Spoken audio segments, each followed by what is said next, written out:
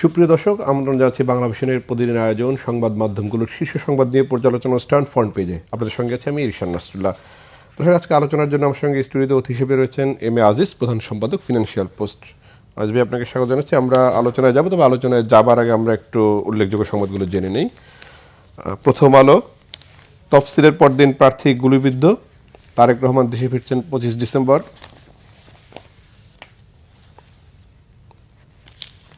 আমার দেশ, নিরাপত্তা বাহিনীর ধারণা ভারতের হুমকির বাস্তবায়ন, ওসমান হাদিকে গুলি, জুলাই বিপ্লবে হাদিকে গুলি করে হত্যার চেষ্টা, ফ্যাসিবাদ বিরোধী শক্তির ইস্পাত দৃঢ় ঐক্য জরুরি।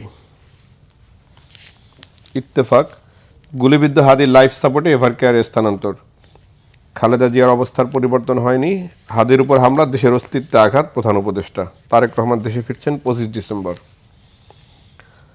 তফসিলের পরদিন প্রার্থীকে গুলি, 25 ডিসেম্বর দেশে ফিরছেন তারেক রহমান, বিশেষ নিরাপত্তা দেবে সরকার। নির্বাচনী পরিবেশ নিয়ে শঙ্কা, বিভিন্ন স্থানে বিক্ষোভ। বাংলাদেশ প্রতিদিন, ওসমান হাদিকে প্রকাশ্যে গুলি, 25 ডিসেম্বর ফিরছেন তারেক রহমান, রাজনীতি এখন ভোটের মাঠে। কালবেলা, ভোটের মাঠে ভয়ের ছায়া, দিন দুপুরে হাদিকে গুলি করে হত্যার চেষ্টা, অবস্থা সংকটাপন্ন, তারেক রহমান দেশে ফিরছেন 25 ডিসেম্বর। তফসিল ঘোষণার প্রথম দিনই অঘটন, দিন দুপুরে ওসমান হাদিকে গুলি, দৈনিক যুগান্তরের শিরোনাম। হাদির উপর গুলিবর্ষণ, বিএনপি, জামায়াত, এনসিপি সহ বিভিন্ন সংগঠনের উদ্বেগ, তারেক রহমান দেশে ফিরছেন 25 ডিসেম্বর। হাদি সহ 3 জনের উপর হামলার আগাম তথ্য ছিল। কালের কণ্ঠ, তফসিলের পরদিনই ঢাকায় সম্ভাব্য প্রার্থী হাদি গুলিবিদ্ধ, তারেক রহমান দেশে ফিরছেন 25 ডিসেম্বর। 11 মাসে গুলিবিদ্ধ 230, নিহত 80। দেশ রূপান্তর, তফসিলের পরে চলল গুলি, রাজনৈতিক অঙ্গনে নিন্দা উদ্বেগ, গুলির ঘটনায় বিভিন্ন স্থানে প্রতিবাদ বিক্ষোভ। মানবজমিন, ওসমান হাদিকে দুর্বৃত্তদের গুলি, অবস্থা আশঙ্কাজনক, তারেক রহমান দেশে ফিরছেন 25 ডিসেম্বর। বণিক বার্তা, নির্বাচন ঘিরে রেকর্ড দামে চায়ের নিলাম, রাষ্ট্রীয় নিরাপত্তা ব্যর্থতার এখনও বড় নজির বেনজির ভুট্টো হত্যাকাণ্ড, ভূ রাজনীতি নিয়ে বিশেষ প্রতিবেদন। দৈনিক ইনকিলাব, ওসমান হাদির অবস্থা আশঙ্কাজনক, হাদির হামলাকারীদের দ্রুত আইনের আওতায় আনার নির্দেশ প্রধান উপদেষ্টার। ফ্যাসিবাদ বিরোধী পক্ষের সবাই মাঠে থাকবো, ষড়যন্ত্র প্রতিহত করব, নাহিদ ইসলাম। নির্বাচনী উচ্ছ্বাসে ভাসছে দেশ। নয়া দিগন্ত, গণ অভ্যুত্থানের অন্যতম নায়ক হাদি গুলিবিদ্ধ, বিএনপিতে বিভক্তি প্রভাব ফেলছে নির্বাচনী প্রচার প্রচারণায়। তফসিলের পর নির্বাচনী মেরুকরণ আড়ালে যে 3 ধারা সক্রিয়। Daily Star, Dhaka 8 aspirant Hadi shoot in broad daylight, Tarek to return home December 25। New Age, aspiring JS post candidate Hadi shoot in head, political parties state attack, government order swift action. মোটা দাগে আসবে এই ছিল হাদির বিষয়টি। গণ অভ্যুত্থানের সামনের সারির নেতা ছিল সে, এবং ঢাকা 8 আসনে নিজেকে প্রার্থী হিসেবে ঘোষণা করেছিলেন ইনকলাব মঞ্চের প্রধান। এই প্রার্থীদের আমরা একদমই তফসিল ঘোষণার আগেও আমরা দেখেছি, বিএনপি প্রার্থী ঘোষণার পরের দিনই চট্টগ্রামে এক প্রার্থীকে গুলি করা হলো। এরপরে হাদির ঘটনা এবং অবৈধ অস্ত্র উদ্ধার সহ নানান জটিলতা, যেটি এখন পর্যন্ত আসলে এই অন্তর্বর্তী সরকার কোনো বিষয় পরিষ্কার করেনি, যদিও বলা হচ্ছে দ্রুত অ্যাকশন নেওয়ার জন্য। সেই দ্রুত অ্যাকশনের রিয়াকশন কি আসলে দেখা যাচ্ছে কিনা? ধন্যবাদ আপনাকে। দেখেন, ভিপি নুরের পার্টির সেক্রেটারি রাশেদ সাহেব, তিনি কিন্তু বলেছিলেন যে 50 এমপি টার্গেট কিলিং হবে, আমার কাছে প্রমাণ আছে। তাকে আজ পর্যন্ত জিজ্ঞেস করা হলো তার কাছে প্রমাণটা কি? সেও তো অভ্যুত্থানের শক্তি। টার্গেট কিলিং যদি 50টা না 10টাও হয়, তাহলে দেশের অবস্থাটা কি ভয়াবহ। আমি মনে করি হাদি তার 1 নম্বর। আপনি দেখেন দিনে দুপুরে কিভাবে সে আপনার রিক্সাতে আসতেছিল, কাছে এসে গুলি করে তাকে, আসলে যেভাবে হয়েছে তার সে তো খুবই সংকটাপন্ন। তো এখন ধরেন অনেকে রাজনৈতিক দল সূক্ষ্মভাবে একে অপরের উপর ব্লেম চাপাচ্ছে, কিন্তু এটা কি প্রমাণ হয়েছে? বলেন, চিটাগাংয়ের যে একটা খুন হলো, প্রমাণ হয়েছে? ঈশ্বরদীতে রিভলভার উঁচু করে গুলি করছে, ধরা পড়েছে, এখনো কার কথা বলতেছে না, কিন্তু মানুষ তো জানে। খুলনা কোর্টে 2 জনকে মেরে ফেলা হয়েছে সামনে, তো হচ্ছেই তো গোলমাল। তারপর ইন্টারনাল ফাইটিংয়ে তো মরছেই, প্রায় 200 এরকম পলিটিক্যাল কিলিং হয়েছে তো। এখন ধরেন এই যে হাদি, যে তার তো সংকটাপন্ন বলল, সে তো এখন লাইফ সাপোর্ট মানে খুবই করুণ অবস্থায় আছে। তো এটা তো শুরু, আমি মনে করি নির্বাচনে আইন শৃঙ্খলায় ধরেন ওই দেশ 5ই আগস্টে পরিবর্তনের পর থেকে এই যে বল প্রয়োগের, অর্থাৎ মব সন্ত্রাসকে উস্কানো দেওয়া, মব সন্ত্রাস ব্যবহার করা, এরপরে কিলিং, হাঙ্গামা, এই দখল ও দখল, এই করে দেশটা এলোমেলো করে ফেলছে। এখন তো আমার তো মনে হয় নির্বাচনের সামনে, নির্বাচনটাকে ভণ্ডুল করার এটা একটা অংশ, আমি এভাবে দেখছি। আপনি ধরেন এই যে হাদি কথা বলতো, পরিষ্কার কথা বলতো, তার কাছে যেটা ভালো লাগতো না সে বলতো, তার একটা স্বাধীনতা আছে বলার, কারণ দেশটা তো 54 বছরে এগোয় নাই রাজনীতিতে, বলতেই পারে, বললেই দোষ, ট্যাগিং করবে, এ অমুকের পক্ষে, এ অমুকের পক্ষে, ও ভারতের বিপক্ষে, ও চীনের বিপক্ষে, ও আমেরিকার বিপক্ষে, কেন বলবে না? প্রত্যেকটা নির্বাচনে পরাশক্তিগুলো অ্যাক্টিভ থাকে বাংলাদেশে, আছে তো, এখনো আছে তো অ্যাক্টিভ অনেক। আপনি রিক্সাওয়ালাকে জিজ্ঞান, যে কোনো রিক্সায় উঠে জিজ্ঞেস করেন, এখনো শিডিউল দিয়ে ফেলছে, এখনো জিজ্ঞেস করেন নির্বাচন হবে তো, বলেন। এই যে ধরেন হাদিকে যেভাবে আহত করা হলো, যেভাবে টার্গেট কিলিং করারই মিশন তো এটা, হঠাৎ করে ধরেন এখান থেকে গুলি লেগে একদিক থেকে আরেক দিকে বের হয়ে গেছে, তার মগজের ভিতরে বুলেট আছে, এখনো সন্দেহ করা হচ্ছে। তো ওটা থাকলে সমস্যা নাই বলছে, কিন্তু ওর যে কার্টিস টার্টিস এগুলো তো আছে। তো সুতরাং সে তো কঠিন সংখ্যা, এটা মারা গেলে কি হবে বলেন, কি হবে? ইতিমধ্যে তো শাহবাগে সভা ডাকা হয়েছে, দেশটা তো যতই বলেন এই কিলিংকে তো কেউ ওপেন সমর্থন করতে পারবে না, কিন্তু একে অপরের সূক্ষ্মভাবে স্টেটমেন্টগুলো দেখেন, সূক্ষ্মভাবে কিন্তু দোষ চাপানোর চেষ্টা হচ্ছে।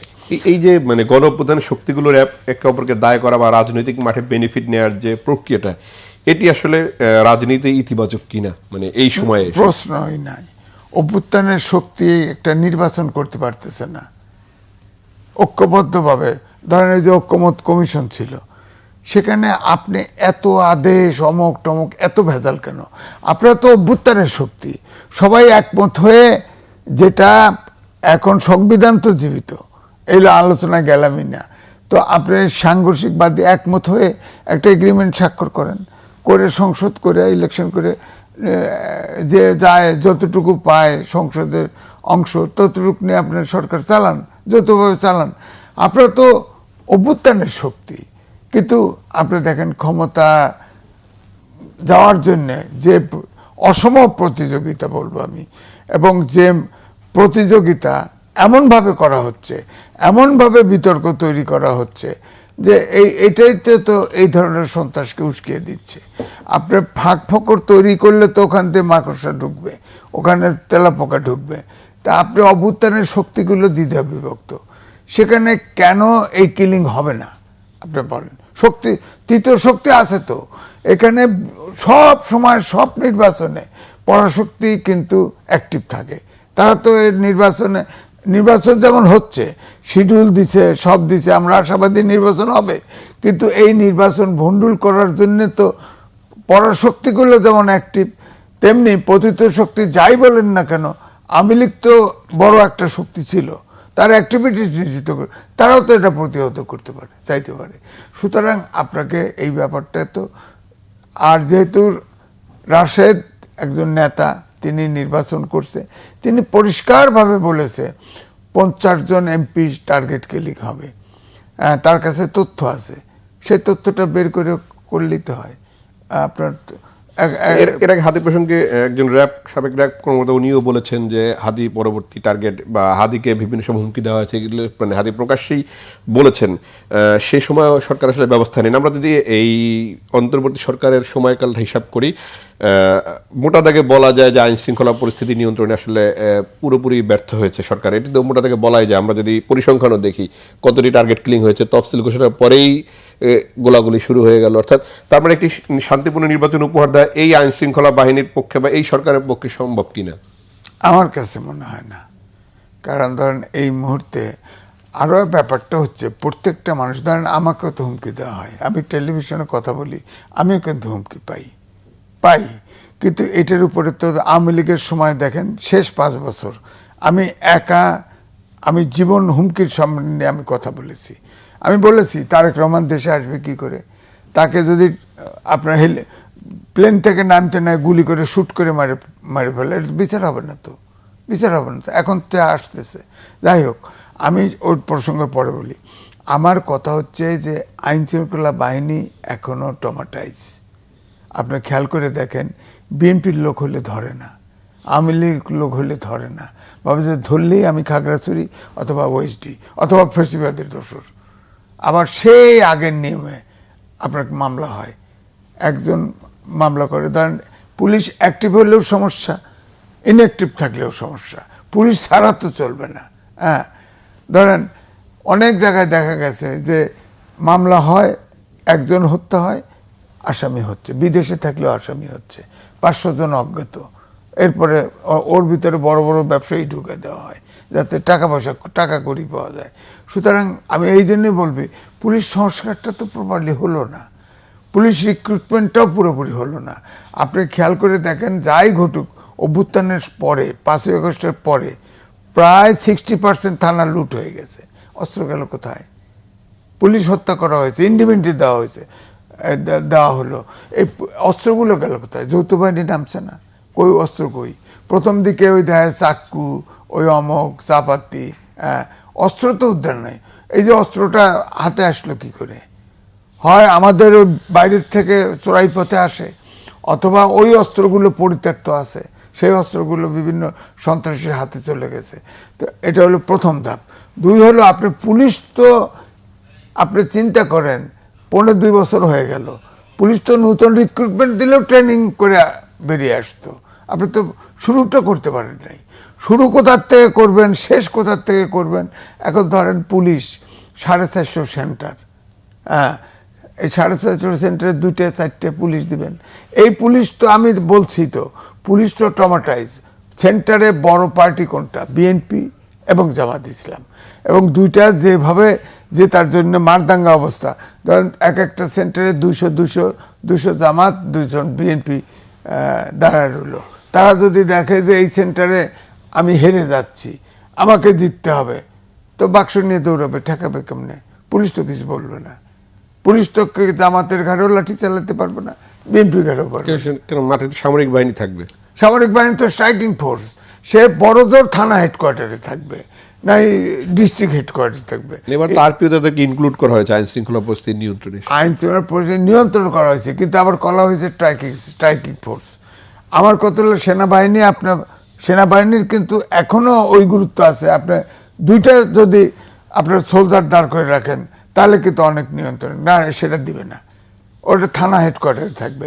তাহলে থানা হেডকোয়ার্টারে বলেন, আমার থানা ধরেন, আমার থানা প্রায় 8 কিলোমিটার দূরে, এখান থেকে যদি গোলমাল হয়, ওখান থেকে এসে কিছু করতে পারবে? কিছু করতে পারবে না। আপনি অবৈধ অস্ত্রের কথা বলছিলেন। 5ই আগস্টের পরে থানা লুট হয়েছে, 2024 পাশে বেশ কিছু থানা লুট হয়েছে, এবং আওয়ামী লীগের সময় দেদারসে অস্ত্র নিবন্ধন দেওয়া হয়েছিল আওয়ামী লীগ নেতাকর্মীদের নামে। সেগুলোর কতটি নিবন্ধন বাতিল করলো, কতটি উদ্ধার হয়েছে বা কতটি জমা পড়েছে, সেটির হিসাব আজ পর্যন্ত স্বরাষ্ট্র মন্ত্রণালয় দিতে পারেনি, এবং উপদেষ্টাকে বারবার প্রশ্ন করার পরে উনি সাংবাদিকদের বলেন যে তার জানা নেই। এটি তিনি দীর্ঘ 6 মাস থেকে কথা বলে যাচ্ছেন। এই উপদেষ্টার আসলে যোগ্যতা নিয়ে প্রশ্ন রয়েছে কিনা? এর আগেও তাকে নিয়ে ব্যাপক সমালোচনা হয়েছে। সমালোচনা হয়েছে, তার কথা বলার ভিতরেও কিন্তু আর্মির যে গার্ডস, সেটা কিন্তু নাই। কথা বলার সময় দেখেন মৃদু হাসে। হ্যাঁ, স্বরাষ্ট্রমন্ত্রী যেমন আমাদের দেশের জন্য সে কাজ করবে, কিন্তু ভয়েসটা থাকবে ভেরি স্ট্রং। এই জন্য হয়তো তার সরলতা আছে, হয়তো সততা আছে, সবই আছে, কিন্তু আমাদের দেশের জন্য সে মানুষের আশা কিন্তু পূরণ করতে পারছে না।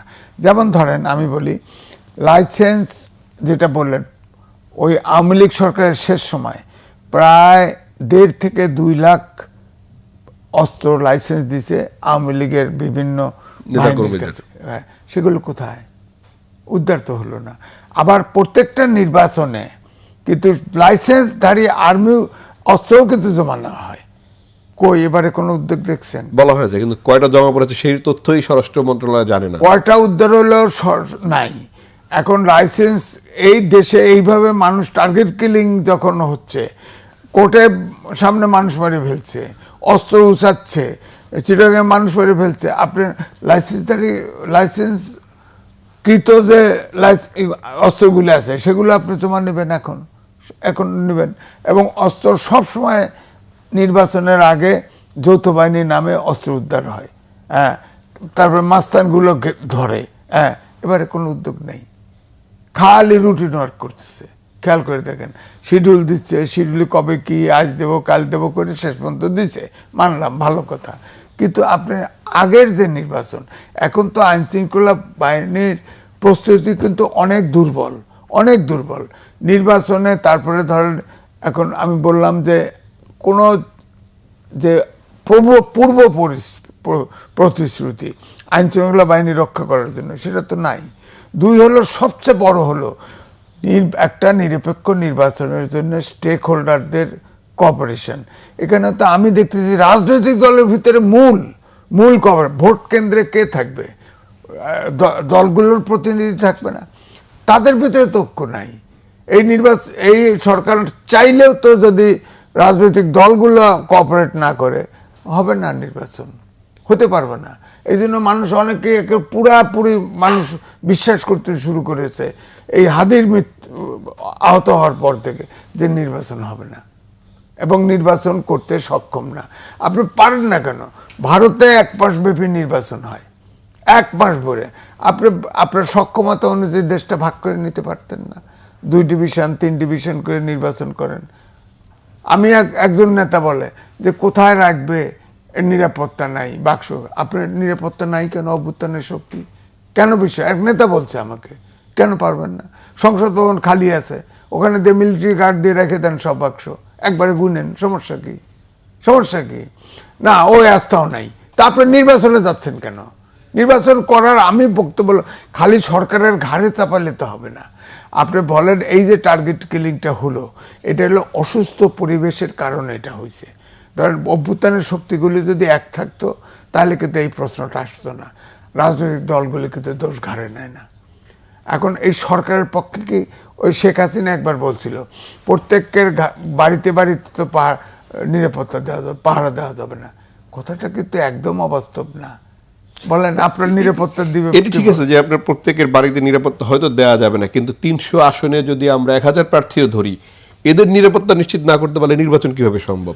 হবে না, কারণ অভ্যুত্থানের শক্তি একটাই।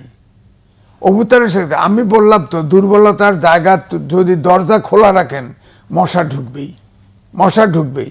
আপনি অভ্যুত্থানের শক্তির বিরুদ্ধে প্রতিযোগিতা, তাদের মধ্যে আপনি একজন পারলে আর একজনকে ঘায়ল করে আপনার করবে। সংসদে যত বড় আসন পাওয়া যায়, এটা তো অনেক ডিটেল আলোচনা, তা আমি ওখানে যাচ্ছি না। আমার বক্তব্য একটাই, যে অভ্যুত্থানের শক্তির যে আচরণ, এটা যদি বহাল থাকে নির্বাচন কোনোভাবেই হওয়া সম্ভব না।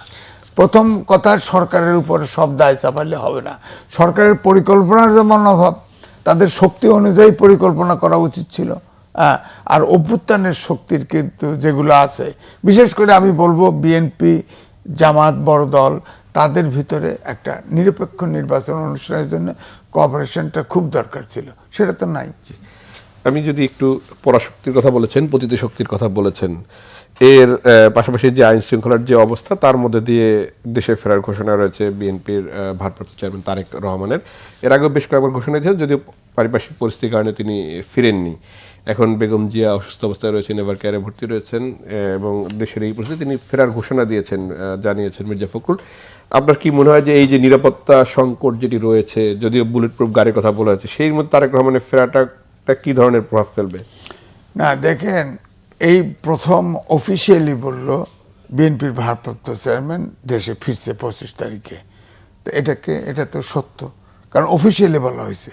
হ্যাঁ, আরও অনেক সময় বলছে এই আসে পড়বে, এই সত্র দ্রুত এসে পড়ছে, মানুষ কিন্তু আস্থায় রাখে নাই। এবারে তো আস্থায় রাখতে হবে। এখন প্রশ্ন হচ্ছে, সে বড় দলের চেয়ারম্যান, ভারপ্রাপ্ত চেয়ারম্যান, ম্যাডাম অসুস্থ, সুতরাং তিনিই তো মূল ব্যক্তি, তার তো নিরাপত্তা দিতে হবে। এখন তার বুলেট প্রুফ গাড়ি কি শুধু রক্ষা করতে পারবে তাকে? সে পথ চলতে হবে না, বিভিন্ন সারা দেশ ঘুরতে হবে না, তার নিরাপত্তা সাফিসিয়েন্ট নিরাপত্তা দিতে হবে। হ্যাঁ, সে প্রধানমন্ত্রী নন, সে হয়তো প্রোটোকল সে ওইভাবে নাও পেতে পারেন, অফিসিয়ালি নাও পেতে পারেন, কিন্তু সে তো বড় দলের রাজনৈতিক নেতা এবং তিনি হয়তো বিএনপি সরকার গঠন করবে, তিনি প্রধানমন্ত্রী হবেন। তার যদি নিরাপত্তা নেয়, তার যদি হাতির মতো ঘটনা ঘটে, তাহলে তো দেশ পুরোটা উল্টায় যাবে, পুরোটা উল্টায় যাবে।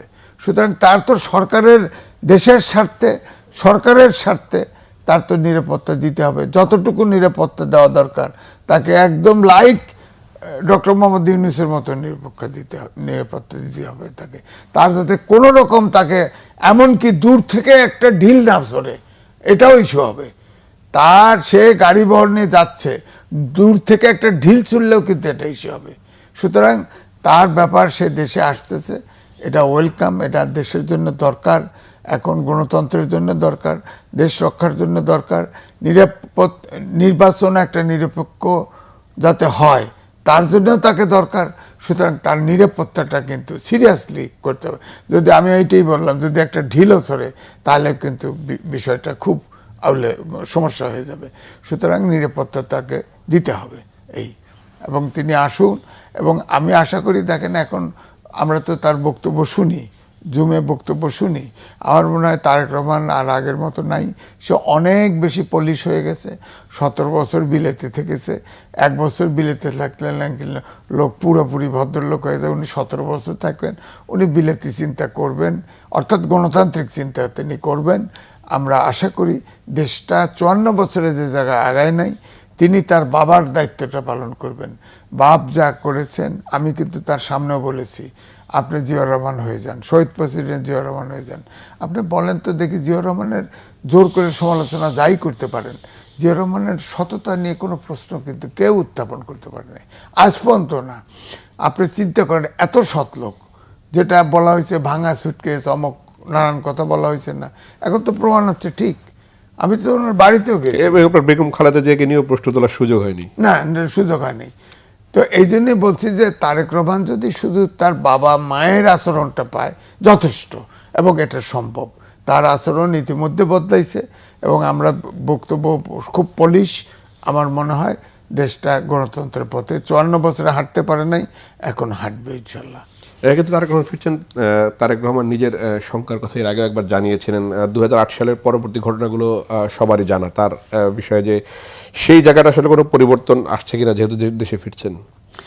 না, আশঙ্কা আমি বলবো আমাদের দেশে কোনো রাষ্ট্রনায়ক, তাকে বলাই যায়, আশঙ্কার বাইরে নয়। আপনি খেয়াল করে দেখেন, শেখ মুজিবকে হত্যা করা হয়েছে, জিয়াউর রহমানকে হত্যা করা হয়েছে। আপনারা কি মনে করেন যিনি বুলেটটা মেরেছে সেই হত্যাকারী? এর পিছনে তো শক্তি আছে। সুতরাং তাকেও যদি হত্যা করার টার্গেট থাকবে না, এটা কিন্তু আমি বিশ্বাস করি না। কিন্তু তাকে অত্যন্ত, তাকে যেমন নিরাপত্তা দিতে হবে, তার নিজেকেও কিন্তু সতর্ক থাকতে হবে। এ দেশে আমরা এখনো কোনো দল, আপনি দেখেন এই দেশটা, দেখেন বিশেষ করে আওয়ামী লীগ যে 30টা সমঝোতা এবং চুক্তি করে গেছে শেখ হাসিনা, সব ভারতের অনুকূলে। হ্যাঁ, একটাও কিন্তু রিভিউ হয়নি। আমরা যে জায়গায় ছিলাম ফেসিবাদের সময়, ঠিক সেই জায়গায় আছি, এবং সরকারও সেইভাবেই চলছে, কোনো পরিবর্তন আমি লক্ষ্য করছি না। এটার সরকারি ব্যবস্থাপনা এবং দেশের সুশাসন, আইনের শাসন আনতে আমার মনে হয় একটা দেশে পরিবর্তন দরকার। এবং দেশের লোকগুলোকে আপনি খেয়াল করে দেখেন, এখন যদি আমরা তো ক্রিকেট খেলায় ভালো, পাকিস্তানের সাথে ক্রিকেট দেন, দেখেন বাংলাদেশে গুপ্তভাবে হলেও পাকিস্তানের সমর্থক পাবেন। ভারতের সাথে দেন খেলা, ভারতের সমর্থক পাবেন। এটা দুর্ভাগা জাতি না? রক্ত দিয়ে দেশ স্বাধীন করছি না, কেন বাংলাদেশের বাইরে অন্যের সমর্থক কেন থাকবে বলেন? এদেশে যারা রক্ত দিয়ে স্বাধীনতার বিপক্ষে অবস্থান, তাদের তো এই দেশে রাজনীতি করা উচিত না তো, পরিষ্কার উচিত না। এই দেশের প্রথম কথা হচ্ছে একটা নাগরিক। আপনি দেখেন পশ্চিমার সব দেশের যারা নাগরিকত্ব পায়, নেয়, এই যে প্রবাসের ভোটার বানাইছে, আমি কিন্তু পয়েন্ট ব্ল্যাঙ্ক সমর্থন করতে পারি না। এর ভিতরে দ্বৈত নাগরিকতা, আমি একটা টক শোতে গেছি, সে নিজে আমেরিকার থেকে যুক্ত হয়েছে, সে বলছে সে আমেরিকান নাগরিক, সে আবার বাংলাদেশে ভোটার হচ্ছে কেন বলেন? এগুলো কি যাচাই করছে যে দরকার? বাংলাদেশে তো তিনি রেমিটেন্স সরবরাহ করছেন না, এটা কোনো কথা না।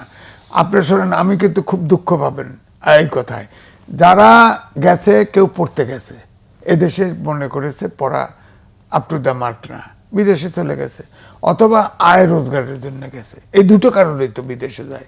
হ্যাঁ, চিকিৎসা করতে যায় তো সারা জীবন থাকে না। আবার অনেকে গেলেও যা ওখানে আপনার হয়ে যাচ্ছে। তো সুতরাং আমার কথা, রিমিটেন্স পাঠাচ্ছে সত্য, কিন্তু ওনারা রিমিটেন্স আয় করার জন্যই দেশে গেছেন, এবং পরিবারে পাঠান, পরিবারের জন্য পাঠান, সেটা আমরা তার বেনিফিট পাই, এটা ঠিক আছে। কিন্তু আপনি যখন বিদেশে থাকবেন, আপনি বাংলাদেশের ভোটার হতে চাইবেন কেন? আপনার সংকটটা কি তৈরি হবে জানেন? এখন আমাদের রাষ্ট্রপ্রধানরা, সরকার প্রধানরা বিদেশে গেলেই জুতা মারে, ডিম মারে, এগুলি মারে না। এখন আপনি ভোটার বানায় দিবেন, এখন তো জুতা মারবে। তাকে তো আপনি ভোটার বানাবেন না, কিন্তু বিদেশে আওয়ামী লীগ, বিএনপি, জামাত সবার শাখা থাকবে, রাজনৈতিক দলগুলো থাকা উচিত না। আপনি রিমিটেন্স পাঠানোর জন্য গেছেন অথবা পড়তে গেছেন, আপনি পড়ে ফেরত আসেন। ফেরত না এসে যদি ওই দেশে চাকরি করে থাকেন, আপনার এই দেশে ভোটার হওয়ার দরকার নাই। এবং বিএনপি জামাতের প্রার্থী তালিকায় দেখা গেছে এরকম অনেকে রয়েছেন।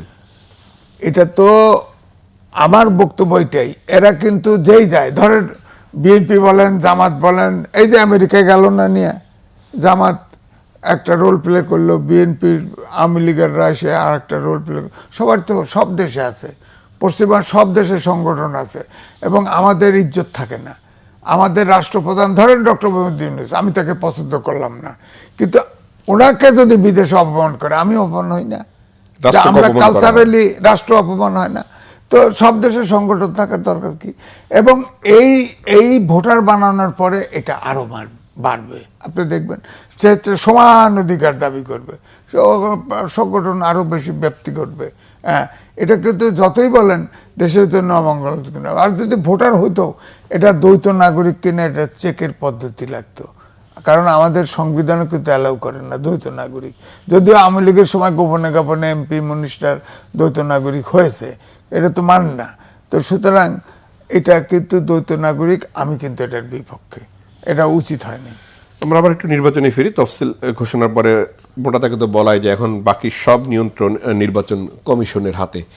সেই অনুপাতে আসলে নির্বাচনে রাজনৈতিক দলগুলো নির্বাচনে উচ্ছ্বাসে রয়েছে কিনা, বা আপনার কাছে মনে হয় কিনা এই যে পরিবেশটি তৈরি হয়েছে, বা তারেক রহমানের ফেরা, সব মিলিয়ে নির্বাচনী গণজোয়ার সৃষ্টি হবে না? সেই শঙ্কা আশঙ্কা এগুলো নিয়ে নির্বাচনের দিকে হাত দেওয়া। দেখেন, মাঠে কিন্তু নির্বাচন যখন নমিনেশন দিয়েছে তারা বসে নাই, তারা কিন্তু ক্যাম্পেইন করতেছে। আর জামাত তো 1 বছর আগে নমিনেশন দিয়েছে, তাদের কাজ প্রায় শেষ। বিএনপি বা অন্যান্য দল, শরিক দল, জোটও হচ্ছে, অনেক কিছু হচ্ছে। নির্বাচনের প্রস্তুতি আছে, সংখ্যাও আছে, দুটেই আছে, কিন্তু প্রস্তুতি কিন্তু ঘাটতি নেই। তো সুতরাং আমি তো বলবো নির্বাচনী ট্রেনে দেশ উঠেছে, কিন্তু কোথায় যা থামবে এটা আমি গ্যারান্টি দিতে পারছি না। আমার কাছে মনে হয় এই বহুল ঘটনা দেখে মনে হয় নির্বাচনী ট্রেন কোথাও গিয়ে থেমে যাবে, আমার কাছে মনে হয়। মাঝখানে লাইন কাটা পড়তে পারে, এরকম লাইন কাটা যেতে পারে, ট্রেনের ইঞ্জিন নষ্ট হতে পারে। ট্রেনের ইঞ্জিনও তো নষ্ট, আপনি দেখেন না হচ্ছে না, প্রস্তুতি নাই তো। আমি আসবে আরেকটু যাই যে গণ অভ্যুত্থানের পর যেই রাজনৈতিক সংস্কৃতি বা রাজনৈতিক দলগুলোর প্রতি যে মানুষের যে জন আকাঙ্ক্ষা যে ছিল, যেই চাহিদা ছিল, এই নির্বাচনে যে মনোনয়ন দেওয়া হয়েছে বিভিন্ন দলের প্রার্থীদেরকে, সেই জন আকাঙ্ক্ষা আসলে পূরণ হয়েছে বলে আপনার কাছে মনে হয় কিনা? না, আমার কাছে মনে হয় না। কারণ নির্বাচন নমিনেশন দেওয়ার আগে এটা ঠিক, এবারে একটু ক্লিন ম্যান দেখা হচ্ছে, সাথে টাকা আছে কিনা এটা কিন্তু দেখা হচ্ছে। কারণ এখন নির্বাচন করতে একেবারে কম করলে 10 কোটি, উপরে 20 কোটি, 30 কোটি, 50 কোটি, বলেন কোনো পলিটিশিয়ান, সৎ পলিটিশিয়ানের পক্ষে নির্বাচন করা সম্ভব না। সৎ ব্যক্তির সাথে সম্ভব না। কোনো প্রফেশনাল, কলেজের মাস্টার, ধরেন আপনি সাংবাদিক, কারো পক্ষে সম্ভব না এত টাকা খরচ করে নির্বাচন করা। আপনি চাইলেও দিবেন না, আপনি যত ভালো মানুষ হন দিবেন না, যে ওর টাকা নেই। টাকা নেই। এখন পার্টি তো সব লোককে টাকাও দিতে পারবে না। সুতরাং এবারের সংস্কারে, নির্বাচন সংস্কারে ওই জায়গাটা তো ক্লিয়ার করা উচিত ছিল। ধরেন আমি বলি যে ম্যান্ডেট দিয়ে দাও, পুরোপুরি আইন করা উচিত। দেখেন অনেক বিশ্বের অনেক দেশে দুর্নীতির বিরুদ্ধে আইন আছে, ক্যাপিটাল পানিশমেন্ট আছে। আমাদের বাংলাদেশে সবাই দুর্নীতির বিরুদ্ধে চিৎকার করে, কেউ এই কথা বলে না। এই সরকার আসছে না, সরকার এসে অনেকগুলো সংস্কার করছে, অনেক কিছু করছে, দুর্নীতি, শিক্ষা এগুলো করছে, কিছু করে নাই। দুর্নীতির জন্য একটা আইন করতে পারতো না, করে নাই তো। সুতরাং আপনি দুর্নীতির আইন করেন, প্রত্যেকটা প্রার্থী যে হবে, ধরেন আমার কথা হলো যে 3 মাস আগে তাকে নমিনেশন দিতে হবে, দিয়ে তাকে দুদক দিয়ে সার্চ করে নেবে, এবং দুদক ক্রেডিবল। দুদক আবার যদি শস্যের ভিতর ভূত থাকে তাহলে তো হবে না, প্রয়োজনে ক্রস চেক করবে, করে সততা বাছাই করে তারপরে বাঁটে দিবে। এবং খরচ অনেক জায়গায় হয় না, আমেরিকায় হয়, সব জায়গায় হয়, খরচ হয়, ফান্ড রেজ করেন ওপেন ট্যাক্স ফ্রি। খরচ লাগলে কিছু তো লাগবেই, করেন। আর না হলে ইলেকশন কমিশন খরচ করুক, প্রার্থীদের ইলেকশন কমিশন এক জায়গায় সমাবেশ এক জায়গায় করলো, এরকম খরচ কমাইতে পারত। এই মেয়াদে আলোচনা শোনার জন্য আপনাকে অসংখ্য ধন্যবাদ। দর্শক, ফ্রন্ট পেজ থেকে আজকের মতো বিদায় নিচ্ছি। ভালো থাকবেন, সুস্থ থাকবেন, আল্লাহ হাফেজ।